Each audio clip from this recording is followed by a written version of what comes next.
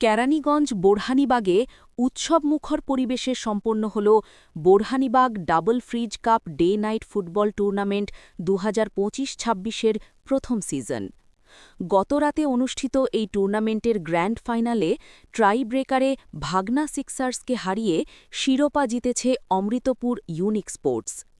হাড় কাঁপানো শীত উপেক্ষা করে গত বৃহস্পতিবার রাতে বোরহানিবাগের আকাশ ছিল আলোকোজ্জ্বল।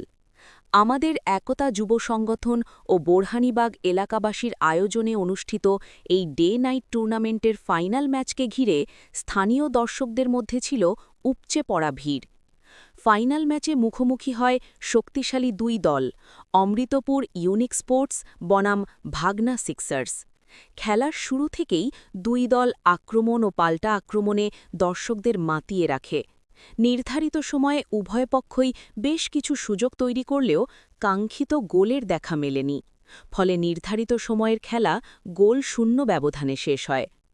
অমীমাংসিত ম্যাচটি গড়ায় ভাগ্য নির্ধারণী ট্রাই ব্রেকারে। সেখানে স্নায়ুচাপ ধরে রেখে দুর্দান্ত নৈপুণ্য দেখিয়ে জয় ছিনিয়ে নেয় অমৃতপুর ইউনিক স্পোর্টস।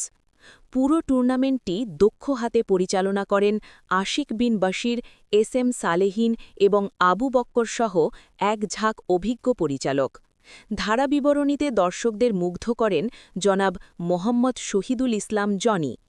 পুরস্কার বিতরণীর মধ্য দিয়ে পর্দা নামল বোরহানিবাগ ডাবল ফ্রিজ কাপের প্রথম সিজনের। স্থানীয়দের প্রত্যাশা প্রতি বছর যেন এই ধরনের সুন্দর আয়োজন অব্যাহত থাকে।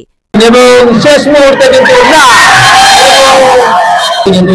চমৎকার একটি ম্যাচ, শ্বাসরুদ্ধকর ফাইনাল ম্যাচ। তারা কিন্তু জয়লাভ করবে। আপনারা দেখতে পাচ্ছেন, কারণ আজকে ফাইনালটা দেখে আমার কাছে অত্যন্ত ভালো লাগছে যে এই এত সুন্দর একটা পরিবেশ এবং এই বোরহানিবাগের যে আয়োজন, আমি এতে অনেক হ্যাপি। আমার কাছে খুব ভালো লাগছে। আসলে কি খেলাধুলা হচ্ছে এমন একটা জিনিস, প্রতিপক্ষ এখন শত্রু রাখা যাবে না, ঠিক আছে? ও ভালো টিম, আমাদের ভালো টিম, আমাদের ভালো টিম, আমাদের টিমে অনেক অভিজ্ঞ প্লেয়ার আছে এবং ওনার টিমেও ভালো ভালো প্লেয়ার আছে, বাট আমাদের মাঠে হবে ফাইট। খেলার শেষে আয়োজিত হয় জমকালো পুরস্কার বিতরণী অনুষ্ঠান। চ্যাম্পিয়ন ও রানার্স আপ দলের হাতে ট্রফি ও পুরস্কার তুলে দেন।